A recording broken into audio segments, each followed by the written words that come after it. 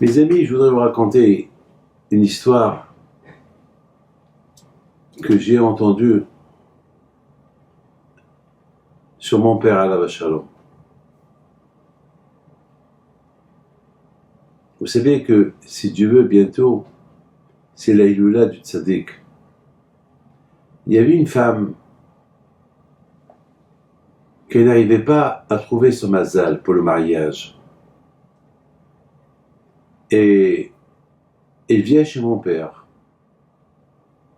Et cette femme, la pauvre, elle a pris beaucoup d'âge. Elle vient chez mon père, elle vient. Un jour, mon père, Alav Shalom, il ne savait pas quoi faire avec elle. Et cette femme, elle parlait même pas français, elle parle que l'arabe. Même l'hébreu, elle ne parlait pas. Et mon père, Alav Shalom, il était vraiment... Il avait de la peine pour elle. Il voit qu'elle prenait de l'âge.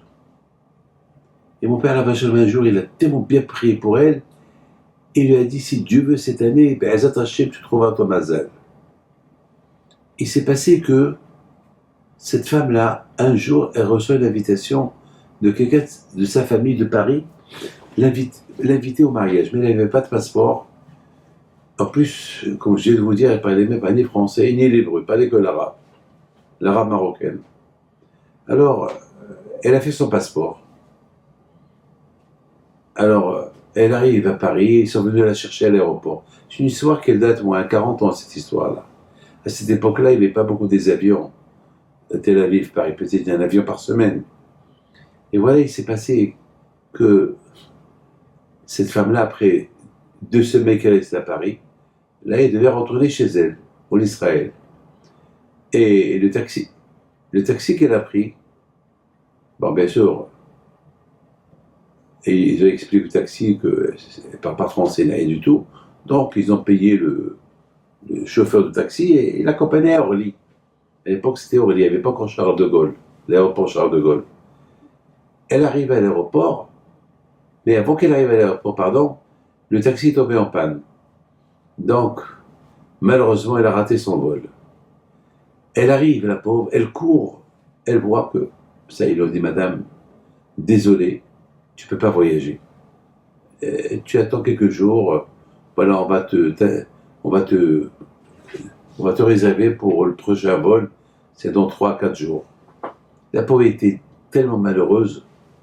Elle voit un monsieur qui court lui aussi. Lui aussi, il a raté son avion.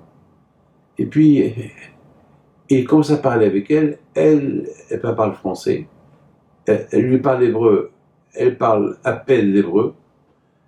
Et ils ont parlé comme le langage des muets. Bon, c'est tout. Alors, la pauvre, elle a commencé à pleurer. Elle lui dit, pourquoi tu pleures? Et il dit, je ne sais pas comment rentrer chez moi. Alors, il dit, bon, tu as une adresse? J'ai l'adresse. Ils ont pris un taxi. Il l'a accompagné. Au revoir, au revoir. Au retour, quelques jours plus tard, ils se rencontrent encore à l'aéroport pour venir à Tel Aviv, Paris-Tel Aviv.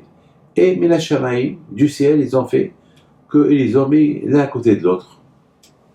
Et voilà, mes amis, ils ont commencé à parler, mais l'un ne comprenait pas l'autre, mais c'est le langage des muets.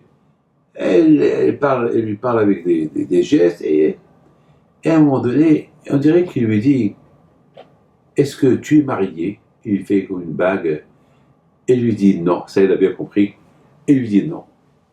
Bon. Et elle lui dit, bon, en hébreu, enfin, vous comprenez, le langage des muets toujours, que elle ouvre son sac, elle lui montre la photo de mon père. Elle dit, il y a un bracha mariage. Ça veut dire, il m'a fait le bracha pour le mariage. Alors lui, il lui dit, ah, Rabbi Moshe Pito. Ah, alors il lui dit, moi aussi, Rabbi Moshe Pito m'a fait le bracha pour le mariage. Ah, toi aussi. À cette époque, les vols de Paris-Tel Aviv, ça durait peut-être 6 heures, 7 heures. Parce que l'avion, il s'arrêtait quelque part à Athènes ou en Turquie.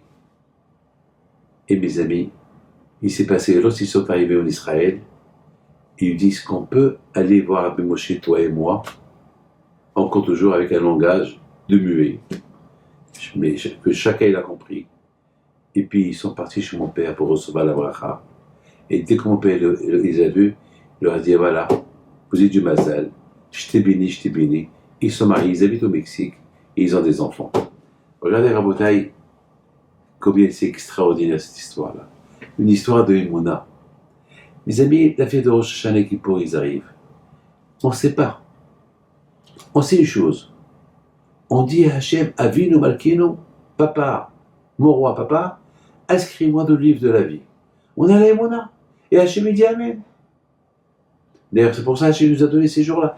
Bien sûr, on n'a pas le droit de dire, mais il y a eu beaucoup de morts cette année, il y a eu peut-être des milliers de morts, ou des millions de morts. Alors, qui me dit que je vais vivre? Hein? Il faut avoir les monas. Peut-être, tu vas vivre. Il n'y a pas de garantie, il n'y a pas d'assurance, il n'y a rien du tout. Mais prie. Prie. Il ne faut pas arriver à, comme celui qui dit, oh, de toute façon, à quoi ça sert de prier? De toute façon, hein, l'année dernière, j'ai mal prié. Il y a 2 ans, j'ai mal prié. Il y a 3 ans, j'ai mal prié. J'ai jamais prié. Et voilà, je vis encore. Et alors? Et ne parle pas comme ça parce que... Et alors? Ça risque d'être... Hachem va dire, bon, et alors? Et alors si tu viens vers moi? Et si Hachem te dit de là-bas, viens vers moi, ça veut dire, c'est la mort. Non. Il faut avoir la Emouna en Hachem. Les calculs d'Hachem, c'est pas les nôtres. Tout ce qu'on sait, c'est Hachem, il est proche de chacun de nous, que Hachem, il est là pour les écouter. Que Hachem, il nous écoute. Amen.